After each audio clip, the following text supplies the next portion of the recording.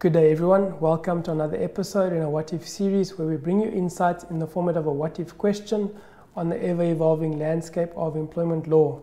I am Ross Simon from Maserumule Corporate Employment Law, and in today's episode we will unpack what if an employer decides not to renew a fixed-term contract despite having renewed that fixed-term contract on several occasions. The case discussed in this episode is Saldanha Bay Municipality versus the South African Local Government Bargaining Council and others, which judgment was handed down by the Labour Court on the 31st of January 2024. Mr. Moton, the respondent, was employed as a strategic advisor to the Mayor on several successive fixed-term employment contracts. His first contract commenced during 2016 for a fixed period of 1 year. The contract was then renewed in 2017 and in 2018. In June 2019, it was renewed only on a month-to-month basis until the 21st of November 2019. The post was then advertised at a lower salary level, and he was informed that this fixed-term contract would not be renewed. Mr. Moton did not apply for the advertised post. Subsequently, his contract was terminated on the 30th of November 2019 on the expiry of the contract. The reason the contract was not renewed on an annual basis was because of a report from the Auditor General's Office to the effect that there was a problem with the way in which the previous 12-month appointments were made. The municipality had been using an irregular nomination process rather than following normal recruitment procedures. Mr. Moton claimed that the non-renewal of his fixed-term contract was a dismissal in terms of Section 186(1) of the Labour Relations Act. Moton referred his dismissal to the Bargaining Council and was successful. The Bargaining Council ordered that he be reinstated as it found his dismissal to be both procedurally and substantively unfair. The municipality launched a review application. The Labour Court upheld the Bargaining Council's award, finding that, in this case, two fixed-term contracts of Moton had not been renewed. The first was the last of his 12-month contracts, which expired on the 30th of June 2019. The second was his last one-month contract, which ended on the 30th of November 2019. Moton claimed that he expected that his 12-month contract would be renewed, and the basis for this expectation was a clause in this contract which stated that this contract would end automatically if the mayor left office. As the mayor's term had not yet expired, his contract ought to have been renewed. He also relied on the fact that his appointment had been renewed 7 times up to the end of November 2019, and he had even been asked to fill out an application for annual leave for December 2019. The 12-month contracts were the same as the 1-month contracts except in relation to their duration.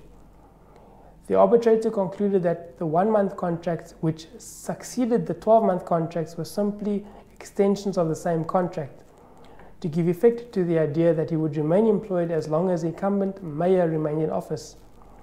This created a reasonable and objective expectation of employment. Moton was entitled to expect a new 12-month employment contract based on his appointment being tied to the 5-year term of office of the mayor. Consequently, when a new 12-month appointment became available in November 2019, he was entitled to have been appointed for that period. Even though the contract under which his employment came to an end was only a 1-month contract expiring at the end of November, the arbitrator concluded that it was the municipality's failure at the end of that month to renew the last 12-month contract, which had elapsed 5 months earlier, which brought the employer's conduct within the definition of dismissal under Section 186(1)(b). In this case, it seems that Moton had accepted the 1-month renewals of his appointment not because he had abandoned any expectation of a renewal of the contract on a 12-month basis, but as a temporary measure pending the municipality's decision on what process would be followed in making appointments to the strategic advisors' posts going forward. The municipality accepted that the incumbents of the strategic advisor posts were advised that they would be on monthly contracts pending the finalization of the Auditor General's report on the legality of the appointments.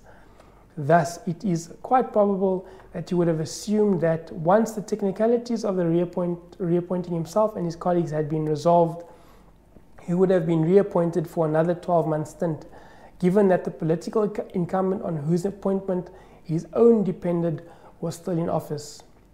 Moton retained the expectation that once the appointment process was determined, he would be reappointed at least for another 12-month period.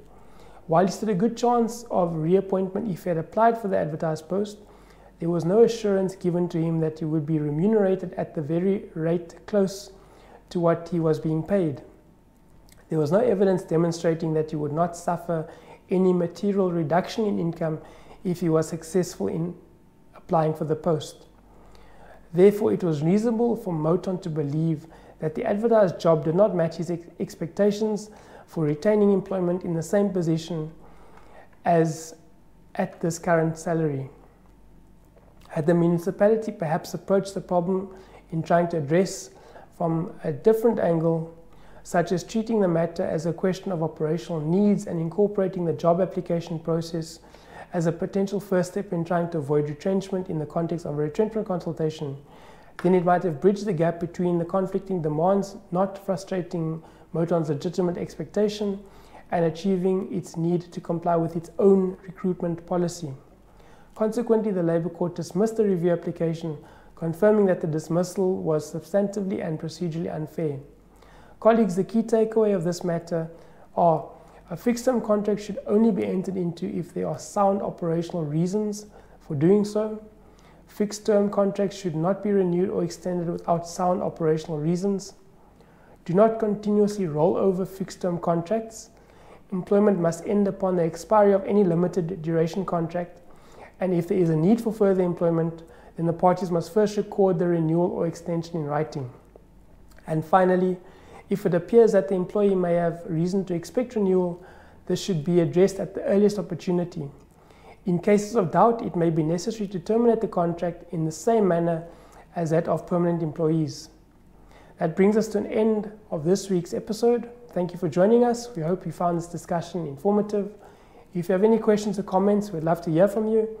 You can find us on social media, or you can email me at ross@massconsulting.co.za. Until next time, bye-bye.